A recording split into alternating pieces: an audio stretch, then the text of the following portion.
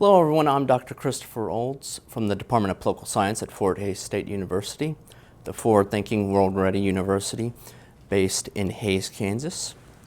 Welcome to this edition of the Kansas Legislature. We're here to talk about the special session and the path forward in the 2021 session. We have three guests tonight. We'll allow the representatives to introduce themselves. We'll start with Representative Wasinger. Thank you. I'm Barb Wasinger. I represent the 111th District, which is simplified, the southeast corner of Ellis County. It's Hays, Victoria, Munger, and parts of Antonino.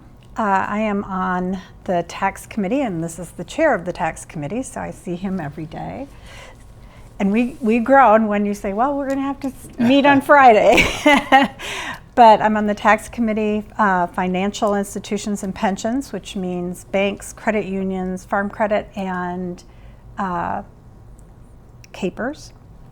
And I'm also on Higher Education Budget. So that my chair for that is Representative Ken Rogers, and Financial Institutions is Representative Jim Kelly. So I'm very fortunate. I have people that really know what they're talking about and what they're doing, and I go along for the ride, and it's been a great year. So it's nice to be here. Thank you for being on. Representative Johnson. Thank you. Stephen Johnson. I represent the 108th District. It's my 10th year in the legislature, so it has gone pretty quickly. It doesn't seem like it would be that long. The committees that I serve on, I do serve on the Appropriations Committee with Chairman Waymaster, who is here. I serve on Education. I chair the Tax Committee, as Representative Wasinger mentioned, and I also either chair or am the vice chair of the Joint Committee on Pensions and Benefits. Representative Waymaster. Well, thank you, and thank you for being here. I'm Representative Troy Waymaster, and I'm the representative for the 109th Kansas House District, which represents the counties of Russell, Osborne, Smith, Jewell, Lincoln, Barton, and Rush. And I am the chairman of the Appropriations Committee, and then I'm also a member of the State Finance Council, and then I'm also on the Joint Legislative Budget Committee. This year I'll be serving as vice chair, and we'll be having our first meeting next week during the break until the 2021 session. And then I was also named on the Strengthening People and Revitalizing Kansas Task Force, which actually we just had a meeting today in Topeka to talk about the CARES Act money that's going to be flowing into the state of Kansas. Those recommendations that go from that task force then go to the State Finance Council before they are actually appropriated for the state of Kansas. But it's good to be here, and thank you. Thank you all for being a part of this session. And the 24th special session in Kansas state history was convened on June 3rd following a proclamation by Governor Kelly on May 26th. The House, by a vote of 107 to 12, passed the COVID-19 response bill on June 3rd, and on June 4th, the Senate passed an identical measure, 26 to 12. Supporters in the Senate forced the bill to vote without a debate. The COVID-19 response bill was the only measure debated during the special session, following Governor Kelly vetoing the prior COVID-19 legislation. Under the special session COVID-19 response bill, the governor's state of emergency is extended through September 15th. Governor Kelly cannot close businesses until September 15th. She will have to get approval if she were to attempt to close businesses beyond 15 days from the State Finance Council. And in terms of distribution of the $1.25 billion in federal aid to the state for costs tied to the pandemic, the bill requires approval of distribution for costs tied to disaster relief to the counties. Needs approval from the State Finance Council. So all three of you voted in favor of the legislation. What are the beneficial things that will come out of this response bill? We'll start with Representative Wasinger. Well, I think there needed to be oversight on all the monies that were coming in. Unfortunately, when all this struck, we treated every county as if it was like every other county, whether it was urban or rural. And there's so many rural communities that didn't have any cases of COVID. So we wanted to make sure that restrictions on businesses and sizes could be decided by the counties and cities could be less restrictive than what the governor had. It gives small businesses more of a chance. She can't close the businesses again, which has been a tremendous economic problem. And so it was important that we have some oversight for her. And that's really what the bill did, and also protected private businesses, large businesses, and also people that wanted their security intact with contact tracing. So it was wide-ranging. It took quite a while for both sides to come to an agreement between House and Senate and Republican and Democrat. And I can honestly say I don't think anyone's happy with every part of it. But we came to an agreement that I think works really well, and I think it's important that when we go back in January, that we look over the emergency powers again and try to make them even better, where it doesn't matter whether whether it's a Republican or Democratic governor. We need to make sure that we have some oversight. And I would also say that when we left on March 19th, we were still at the beginning stages of the COVID-19 pandemic. We knew that we needed to get a budget passed. We knew there was going to be some ramifications while we were on the interim in the month of April. And so that's why we had it set up that there would be any money that was going to be discussed, or the Legislative Coordinating Council could review every single executive order and see whether or not that the legislature just being not a backstop, but just kind of having oversight, as Representative Wasinger had mentioned, they would have the ability to say whether or not it might be overreaching. The only problem with that is when the Legislative Coordinating Council was sued, the Supreme Court did come back and say the Legislative Coordinating Council does not represent the entire legislative body.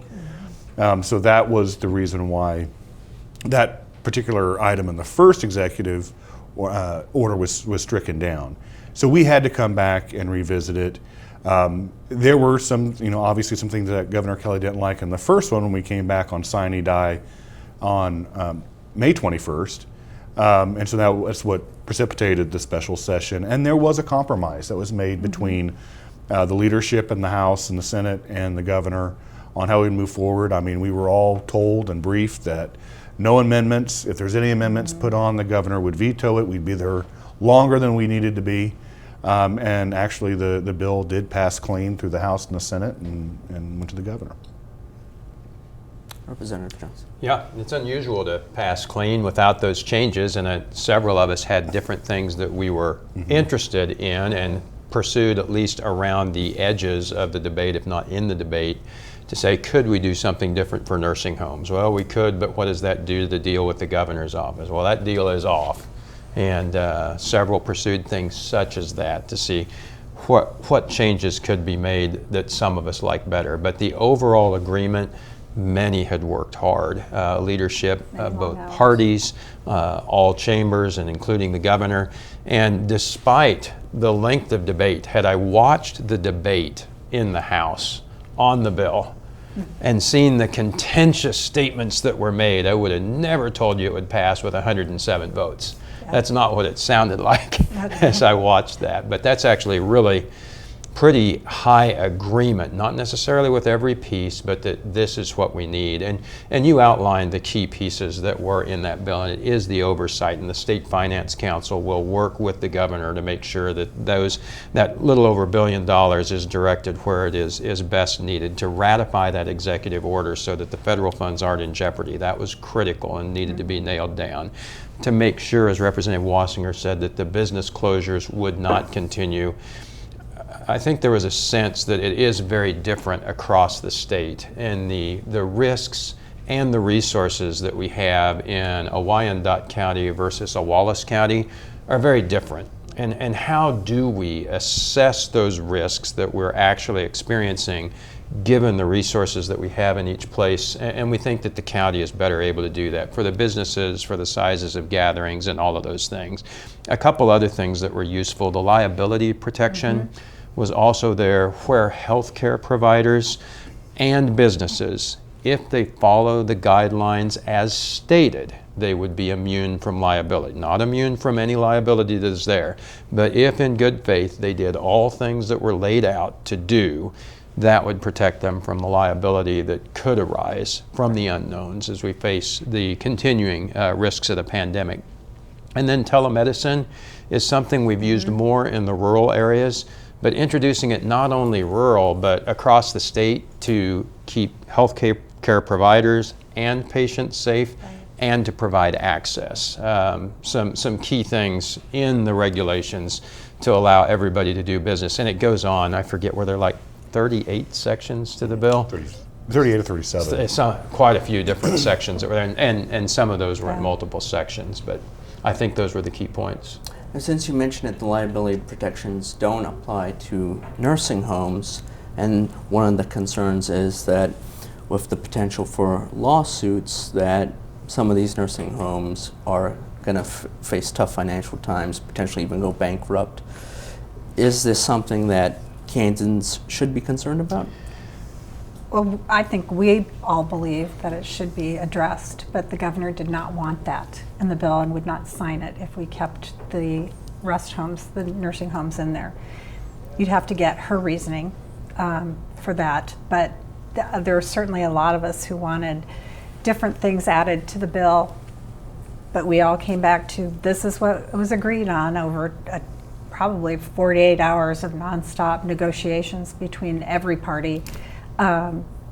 It was important to get something on the books now and take the time this summer and go through emergency powers and go through what we've, all of the things that were decided and see how we can improve upon it. Now, as a part of the Kansas Legislature, the show allows you to be a part of the dialogue. We have a call-in, 1-800-337-4788. We have a caller on the line now, Bob from Russell. Bob, thank you for calling into the Kansas Legislature. I'm calling in regards to something that you probably don't want to talk about this time because of the virus.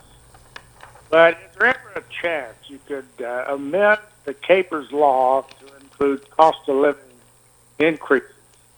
And second question is, do you believe not too far future that they'll probably change the way the retirement program is in Kansas and Capers will no longer be the way it was?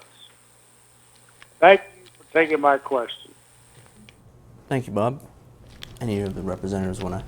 Sure. A couple. Do you want to start on it? Or you want me to jump No, right go in ahead. on it? You jump right in. I heard two questions there with Bob. One dealt with the cost of living with Capers, and the other is if that retirement program would change or be gone in the future. So on the cost of living, I don't see that on the horizon. As we saw the decline in the market and the value of assets drop precipitously, that always worries us with the funded ratio. It is that funded ratio that has been a concern for some time. The Capers, there are two ways to set up a program, whether you're buying an annuity or the Capers program, and you can either pay for that cost of living or not, and the way it was funded was without a cost of living adjustment. So if we add a cost of living benefit, we just have to find a way to also allocate funds for that. It is possible, but the committees have discussed that and said if we add that cost of living, from where do we take the funds? There was a small adjustment made on the KP&F, the fire plan, where they increased the contribution rate of all the active members to change one value of the retirement benefits. So that was an easy one to do because there was a stream that directly paid for it.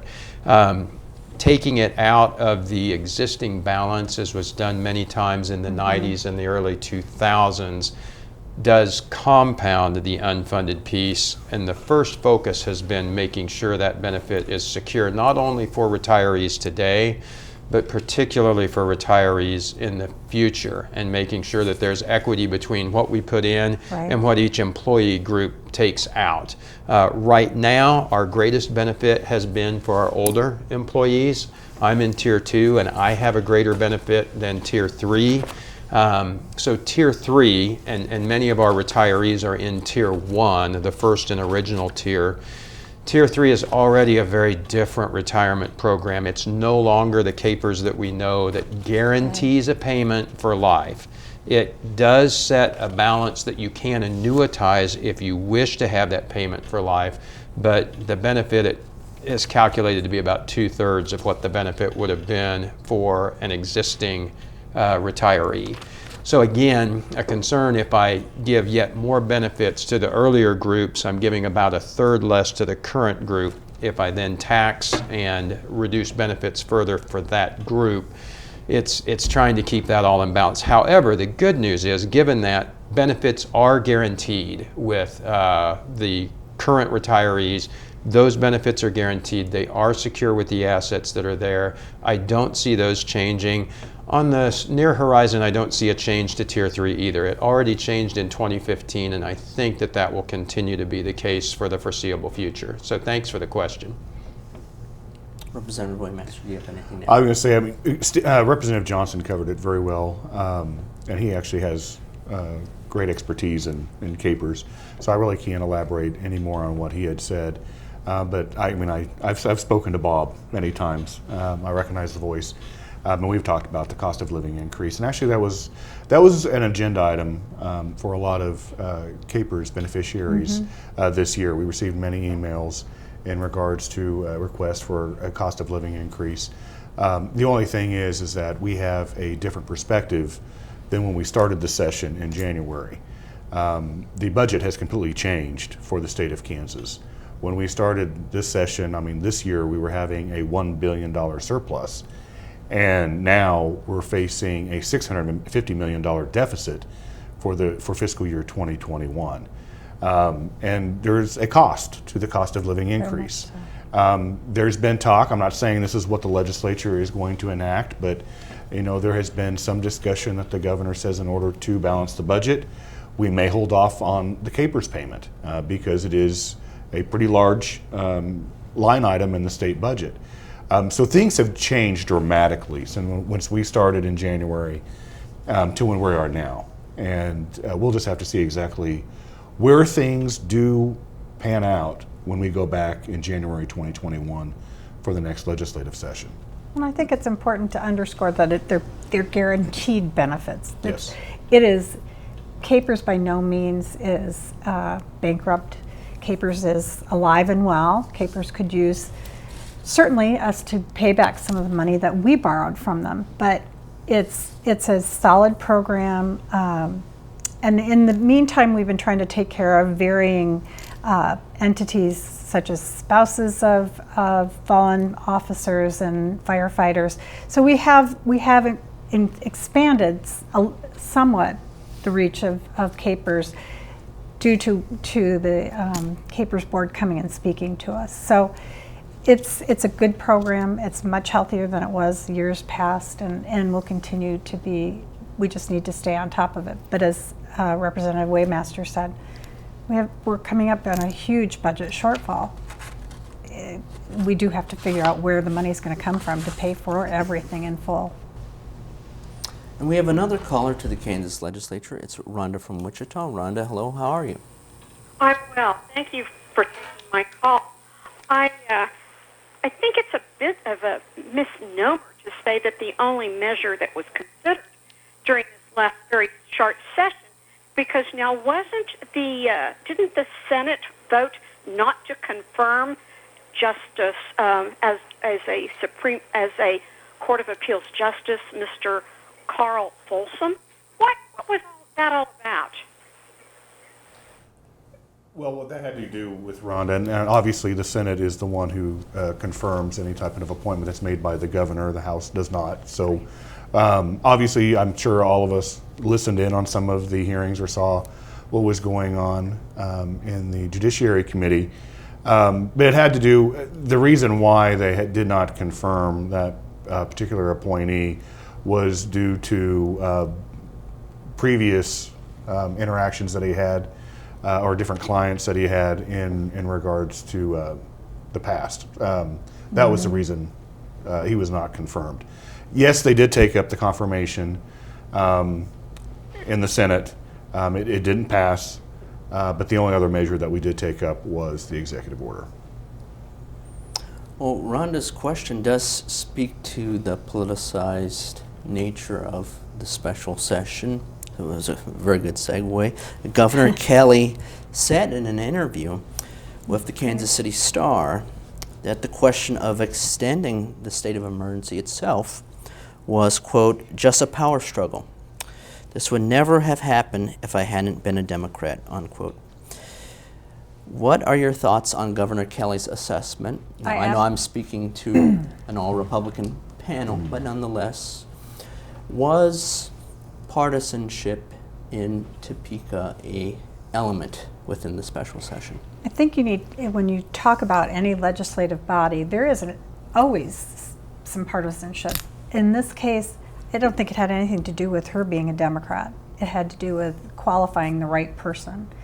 And they found some significant issues. So I think the governor is very quick to say, she's playing nice and we're not playing, the Republicans are not. But when you get there, you will realize that that's not how it really works. Everyone does try to work for the best of Kansas.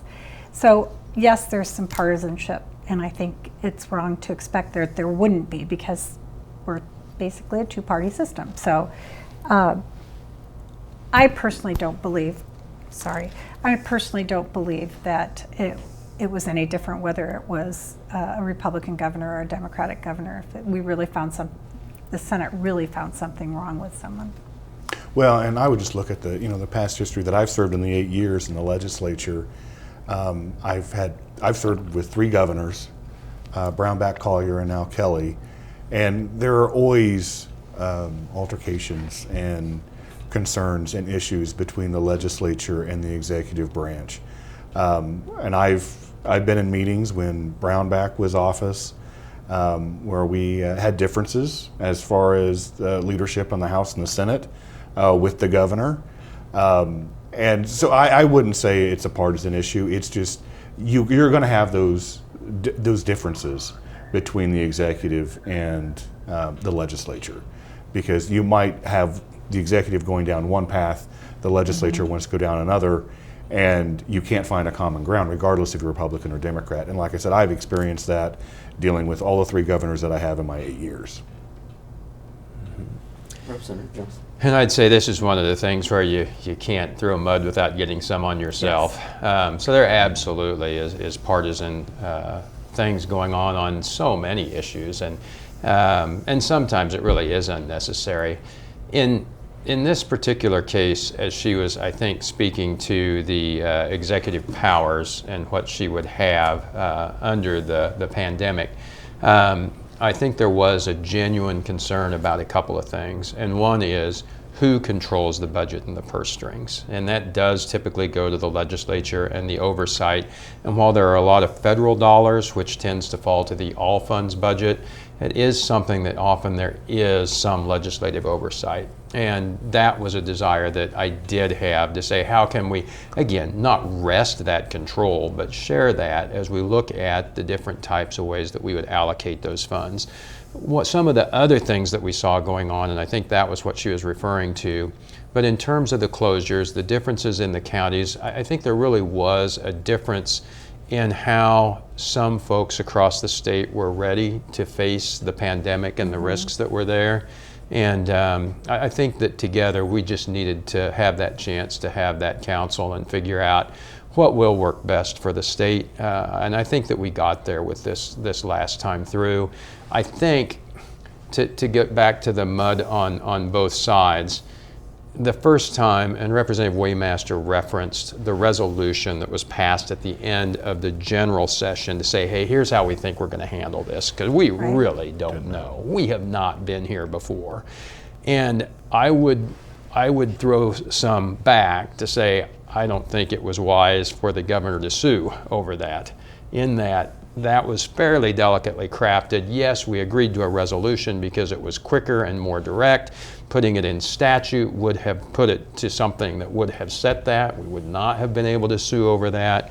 But anyway, the general agreement was to say, hey, there's going to be some oversight on how this happens, and it definitely broke down, and I don't know that you can point to any one direction as to why. But I think the good news is a lot of people worked really hard over the last couple of weeks to come to something that we could live with, and I think that's the good news of the special session. Now, within the COVID-19 response bill, Governor Kelly cannot use emergency powers to limit the sale of firearms or seize ammunition. Also, Governor Kelly is prohibited from making changes to the timing of elections. Governor Kelly is prohibited from ordering voting to take place solely through mail-in ballots. Governor Kelly has said she had no intention of doing any of those things, so the question becomes, why was it deemed necessary to incorporate those elements into the legislation? Well, in the firearms and ammunition discussion in the resolution that we passed before we left in the month of March was actually something that was brought up by the Senate. There was a particular senator who wanted to have that included in the resolution because he didn't want her to restrict the ability for those who want to possess firearms or purchase ammunition. And we were in a meeting even before the resolution was passed, and it was with the House leadership, Senate leadership, myself, and then my counterpart on the Senate Ways and Means Committee. And this was the first time that we heard that we were going to be closing the school buildings across the state of Kansas. And I remember the governor looking straight over at the majority leader in the Senate and saying, "And tell your members I'm not going to take their guns." Because that conversation was already happening even at the early stages of this pandemic. That still got on the resolution. When it was in negotiations with the House and the Senate was adamant that they wanted to keep it. That was an item that just carried through in regards to it. So that's the reason why it was still on the final resolution or bill that was passed when we were back for the special session. Obviously, the biggest thing that the governor wanted, and she had expressed that in the meeting when we were with House and Senate leadership, is she wanted everything to go through the State Finance Council, and there's a particular reason why. She chairs it. The governor of the state of Kansas chairs the State Finance Council, and the governor of Kansas also has veto authority. So when we had passed the first resolution in the end of March, it bypassed the State Finance Council and went to the Legislative Coordinating Council, which is just set up of House and Senate leadership. When they were in negotiations on the resolution that the bill that she vetoed on the sine die on May 21st, that was her biggest win, was having everything going through the State Finance Council. Because if she particularly doesn't like how the State Finance Council votes, she can veto it. And then she would need to have enough members to override that veto. And given the makeup of the State Finance Council, that most likely is probably not going to happen. So I think some of the items were left in so she could have the ability to have all the items go through the State Finance Council, which was not ever discussed in the previous resolution or the bill. Everything was going to the Legislative Coordinating Council, and so that was a big win for the governor, having it go through the State Finance Council. Any additional thoughts? Sure. Do you have no, some? go ahead. Okay. A couple things and again, that is the most thorough answer direct to Right. your question. And I don't think that the likelihood of this governor to take firearms was there. I don't think so. But I think one of the things that got to that, in addition to it was an important item to that person or persons in the Senate, also was that trust had been damaged. And to say, well, I know that, but I want to make sure. And that happened through the lawsuit and other things that came after the first time at the end of the session. So that was one element. And the other thing to keep in mind as you deal with issues such as this is we're also setting a precedent of how things could be handled in the future. And how might you want those laws written, whichever details that are included, whether your governor is Kelly or Brownback, whether your Senate president is Wagle or Morris, whoever is holding those positions, how would you want that balance of power shared, and what are some of the key issues that are there? And sometimes that can get lost as you get through it, but that's a really important lens to make sure that we have policy that would last across various administrations. Which was the other reason why we really wanted in statute that the counties had some choice and cities had some choice, because I think one of the, beyond the unemployment issue during all of this, the other topic that I was the most emailed about were business closings. Like, for an example, a furniture store in Hayes, you never have 10 people in there at a time.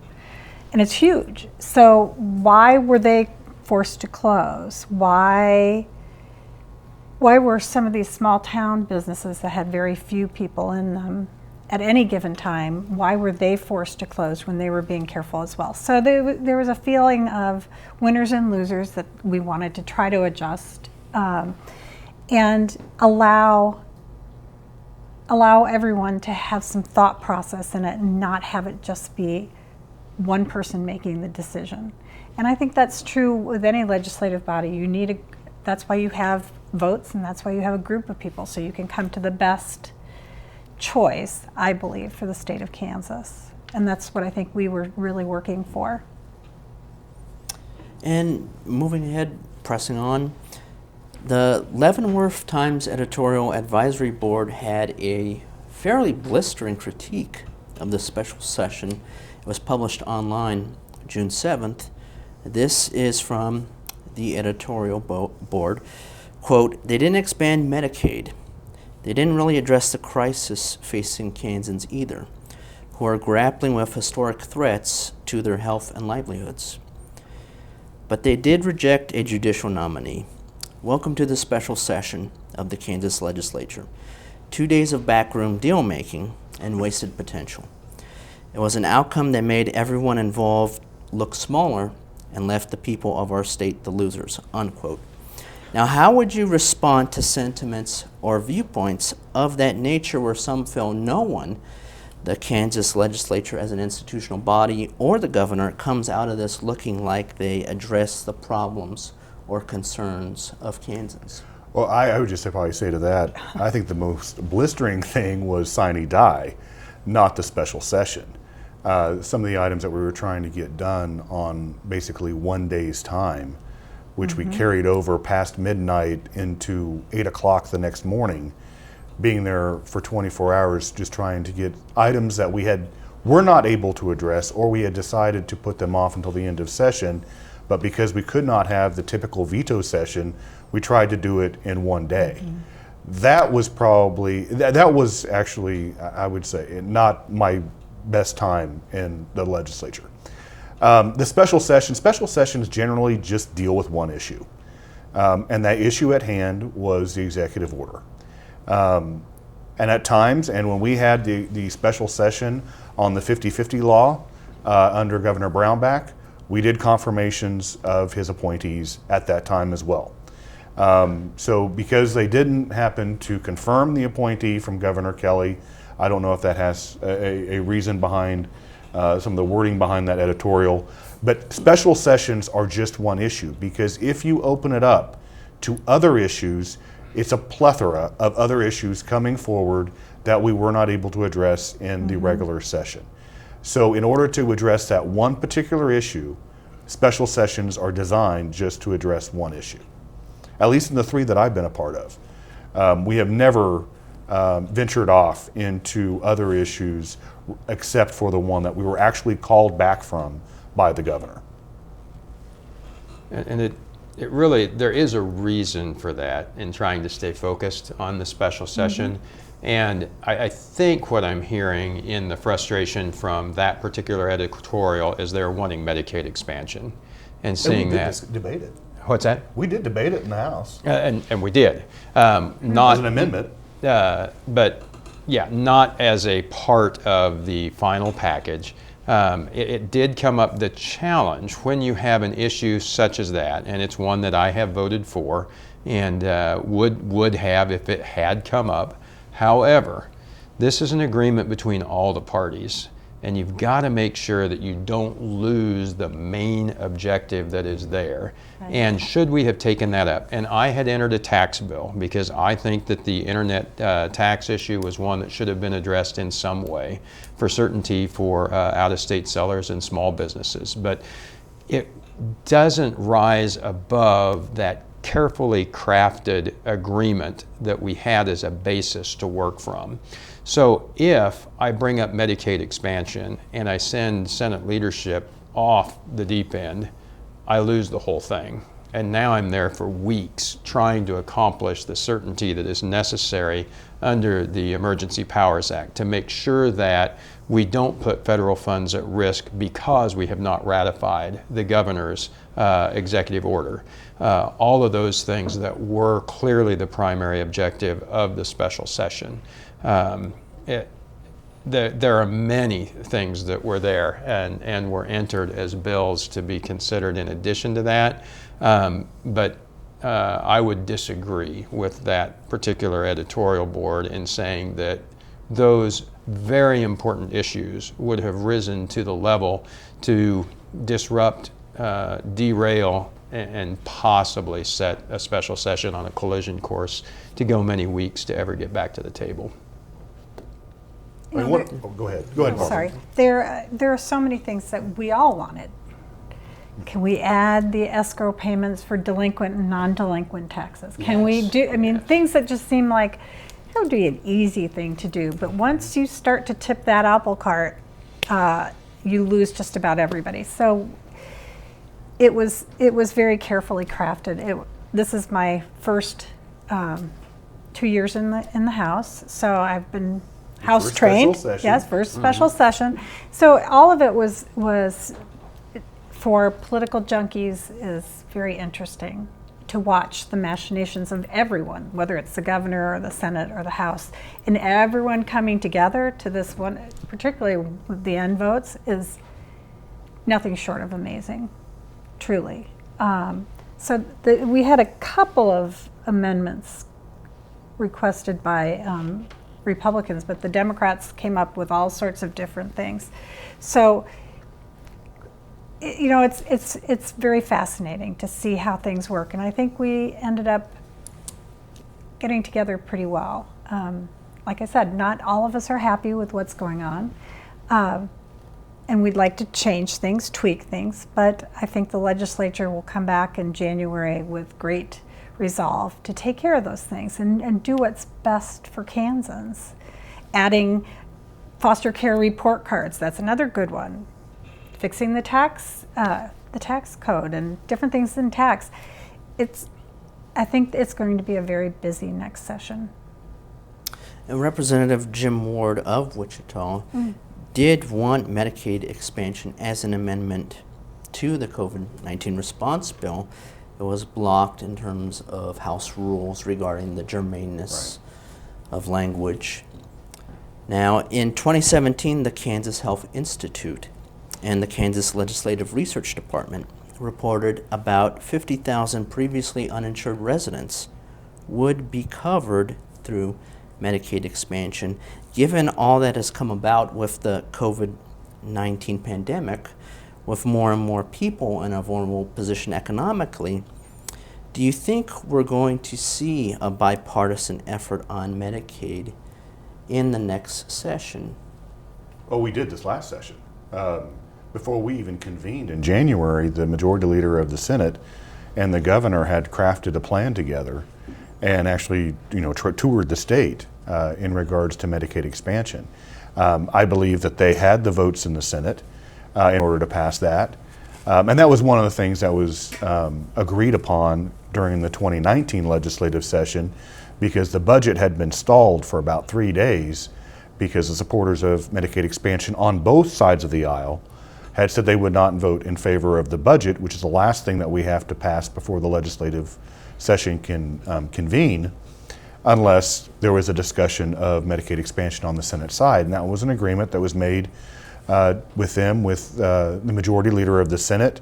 And he held true to that to a point, because as I mentioned, he did meet with Governor Kelly and they did craft a bipartisan bill I think in all anticipation, they were hoping it was going to get a vote, and he had promised that there would be a vote on the Senate floor in January of 2020. However, that never transpired. And so at the very last minute, and Jim, or Representative Ward, has brought Medicaid expansion numerous times to the House floor in many different types of bill formats that he was trying to get it amended to. It has never been found germane because the House rules say that it has to have 2 points of connection in regards to the underlying bill, and there might have been one, but there wasn't that second point that made the amendment germane to the underlying bill. So he brought it forth thinking that we're talking about a pandemic, then that would classify as health care. And then it came back from the Rules Committee that no, there was not the 2 points of connection. We did have a vote because he challenged the Rules Chair's decision, and so we had to go through that process. But there has been a bipartisan bill. As far as what's going to convey into the 2021 session, I don't know, because we're going to be having elections. We have a lot of individuals who are not going to be coming back to the legislature, one of those being the Senate Majority Leader. He has decided not to seek re-election. So it's going to be a different dynamic depending on how the elections turn out in August and in November. Representative Johnson. So the same on that, and the thing I would add is the Rules Committee, which Representative Waymaster referenced, is also bipartisan. That's not one size controls everything. So it was a robust discussion through that, and to Representative Ward's point or the editorial board's point, and I get the concern and I get the desire how big that issue is and others, but if you say, well, just this one issue, we're just going to have one spurious point and we're going to call that good. Oh my goodness.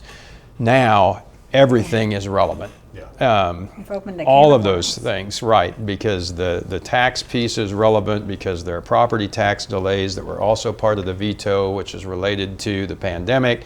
There were sales tax issues that are related to increased internet sales, and we are off to the races. It's not as if, Representative Ward is very sharp. He's got a lot of issues down, and he knows the rules very well also, and was our minority leader for a period of time. So while certainly you can challenge and give the best try you can to that one, I don't think it was a surprise that the Rules Committee would find that not being germane. Representative Wasinger, any quick thoughts? I think you guys covered it. It happens. There's so many different things that we passed that the Senate didn't bring up. I think the Senate had passed, but we didn't have a chance to bring up. And truly, it's not like we all just get there and look at something and vote. If it was, we could get, a lot of different things passed if there was no discussion on it. But the purpose behind the discussion and purpose behind the debate is to hone what you're doing. So I just think, like you said, it's going to be very different next year. Different people running for Senate, they won't be back, people retiring, and then elections themselves really throw things up in the air. So we'll see how it goes. We'll move forward to our callers. Charlie in Strong City. Thank you for calling into the Kansas Legislature. I have a question. Are you all planning on Medicaid and the sales tax on internet sales next year? And I've got another question having to do with police training and the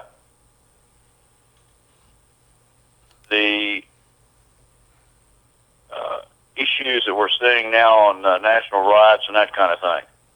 And so I'd ask what you'd think of having some legislation introduced to have a special counsel out of the Attorney General's office to be the prosecutor or special prosecutor for investigations of fatalities that are caused by police arrest and that kind of thing, so that we didn't have the local county attorney involved with prosecuting a sheriff's deputy or a police officer who he has to work with on a general, he's duties.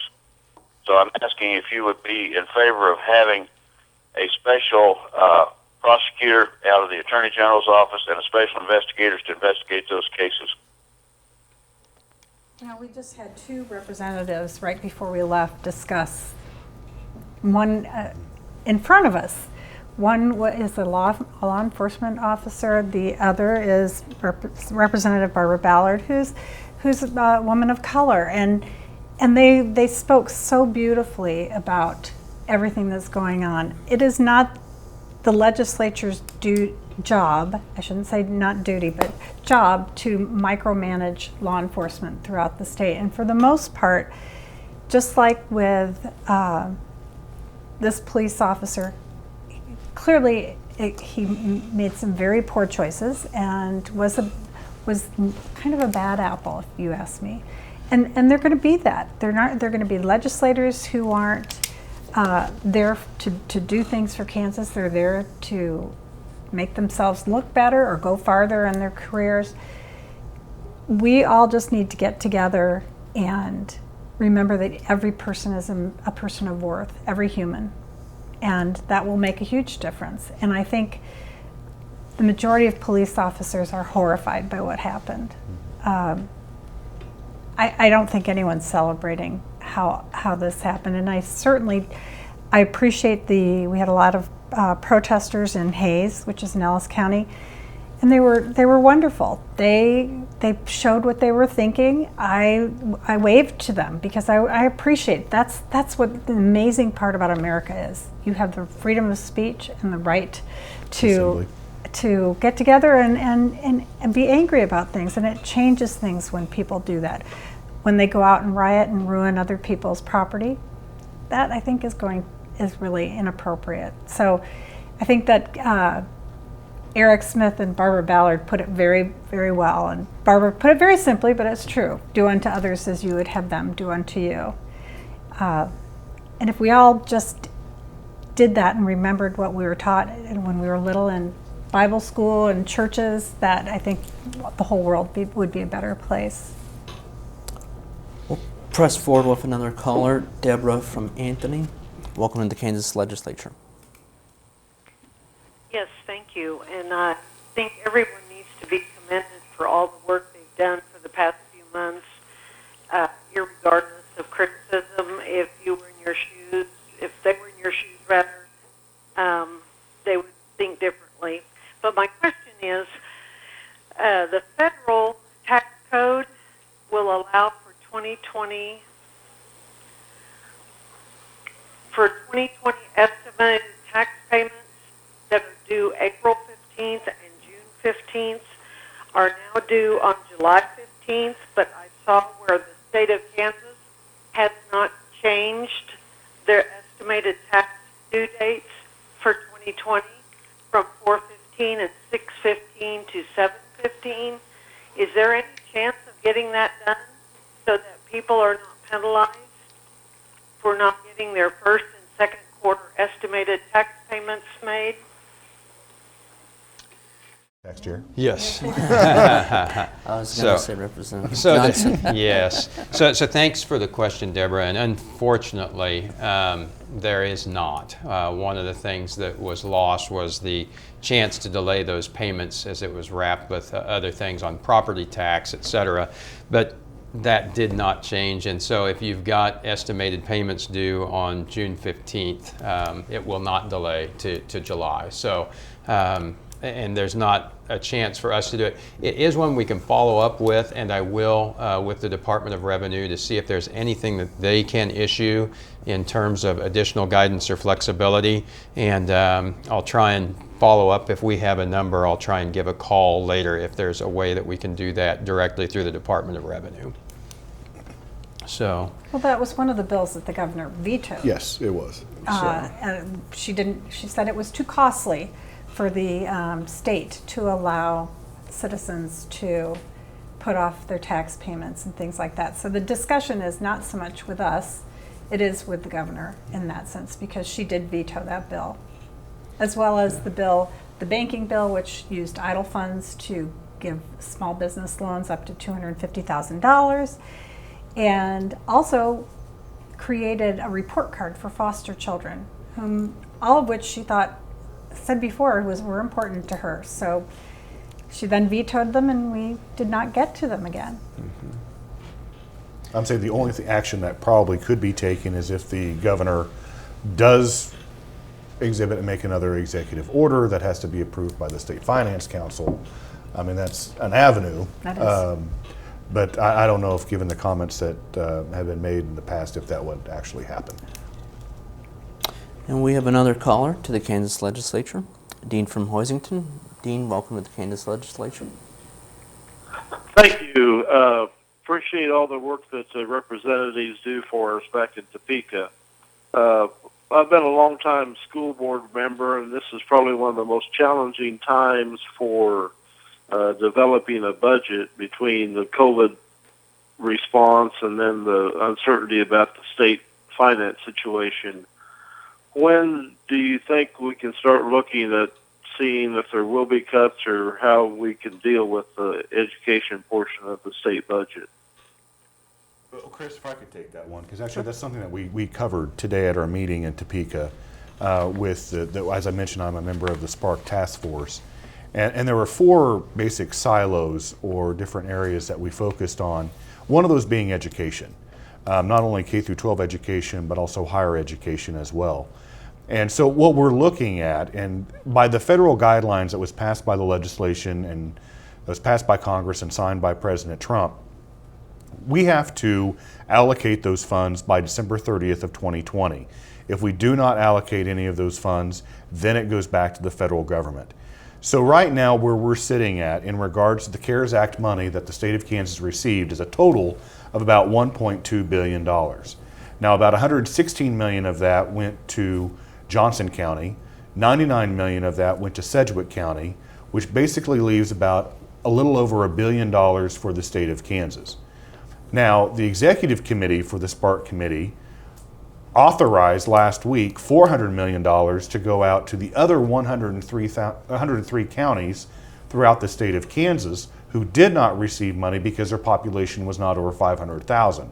So basically they came up with a formula that said Johnson and Sedgwick basically received $194 per resident, so we're going to assess that to all the other 103 counties across the state.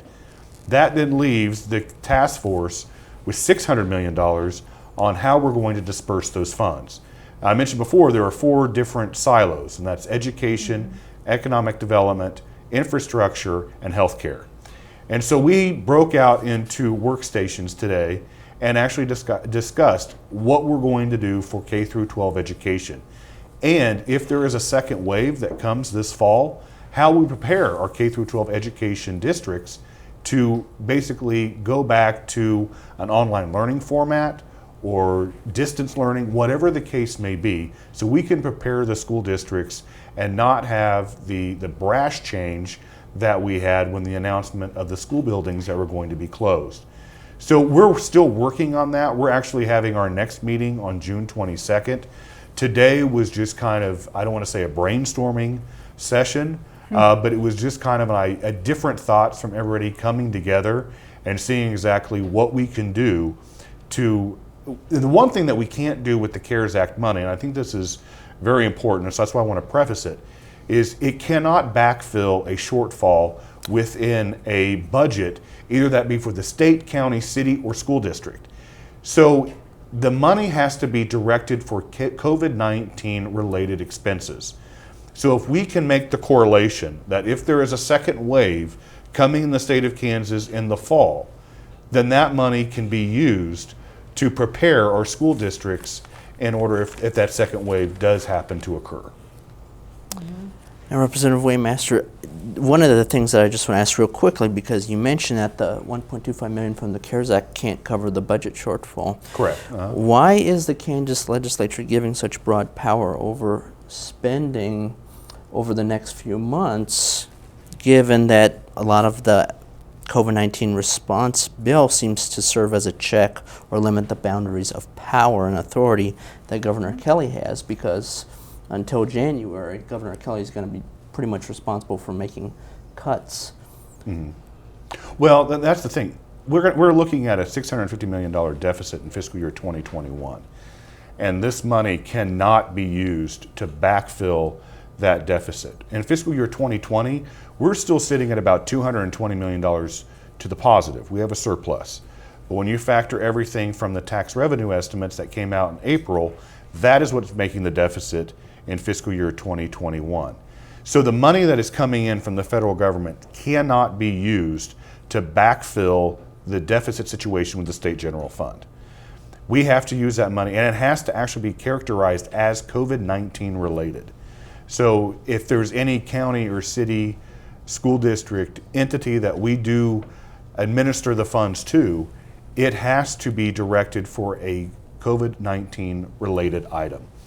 And if it's not, then the federal government can pull that money back. And so that's the biggest correlation, is we cannot use it for the state budget. Okay, thank you, Representative Waymaster, and thank you, representatives, for participating. This is the final session of the Kansas Legislature until the 2021 session. Thank you for watching. Be well, be safe, be healthy. Take care.